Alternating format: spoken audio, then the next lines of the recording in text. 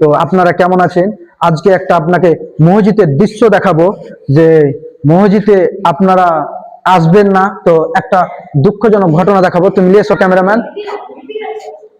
তো এই যে এই জিনিসটা আপনারা দেখতে পাচ্ছেন, আপনি মসজিদে যান আর না যান, আপনার সামনে, আপনার বাড়ির সামনে, আপনার গেটের সামনে অবশ্যই একদিন পৌঁছাবে। ওই জন্য আপনারাকে বলি ভাই, যে এই কথাটা আর এই জিনিসটা স্মরণ করে আল্লাহকে ভয় করুন এবং আল্লাহর ঘরে আসুন আর 5 ওয়াক্ত সালাত আদায় করুন।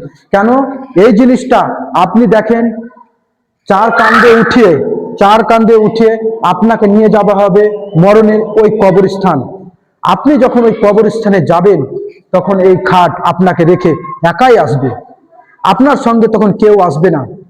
কিন্তু একটা কথা মনে রাখবেন ভাই, এই খাটকে দেখে আপনি ভয় করুন এবং নমাজ পড়ুন, এবং আপনাকে নমাজ পড়ার দাওয়াত দিতে হবে অন্যজনকে। আমাদের মসজিদটা দেখেন, এটা আমাদের মসজিদ।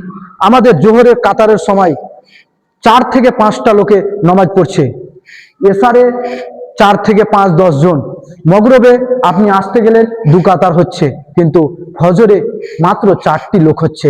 তো আপনারা দেখেন, এত বড় বিশাল মসজিদ বানিয়ে রেখেছে, কিন্তু নমাজ পড়ার জন্য কেউ নাই। শুক্রবারে জায়গা পাওয়া যাচ্ছে না এই মসজিদে। আজই ভাই, শুক্রবারে নমাজ পড়ে আপনার লাভ কি? আপনার নমাজ তো লাগবেই না, আপনি তো নমাজ হবে না। কেন? যে আপনি 5 ওয়াক্ত সালাত আদায় করছেন না, আপনি শুধু শুক্রবারে আসছেন যে আমি হাজিরা দিতে চলে এলাম, আমার চাকরিতে আমি হাজিরা দিয়ে চলে এলাম, আমার পেমেন্ট হয়ে গেল। ওটা নয় ভাই। এই যে মসজিদ দেখো আমাদের, এত সুন্দর, এত বড় বিশাল বড় মসজিদ বানিয়েছে, কিন্তু মসজিদে নমাজ পড়ার কেউ নাই। আপনি মসজিদটা দেখান পুরোটাই। তো আমি রাখছি এটাই। আর ভালো লাগলে ভিডিওটা লাইক, শেয়ার, কমেন্ট করতে ভুলবেন না।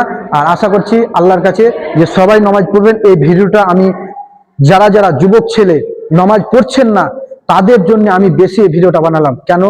যে বুড়া কালিতে আপনার নামাজ পড়ে কোনো লাভ হবে না, কেন কোনো কবুলই আপনার হবে না। কিন্তু আপনি যুবককালে নামাজ পড়েন, আল্লাহ সব থেকে যুবক ছেলেকে বেশি ভালোবাসে। কেন? যুবককালে নামাজ পড়লে আপনার বিধা যাবে না। কেন? নামাজ আপনাকে পড়তে হবে এবং নামাজের আপনাকে দাওয়াত দিতে হবে। ইনশাআল্লাহ আপনারা ভালো থাকবেন এবং সুস্থ থাকবেন। আপনার জন্য খোদা হাফেজ।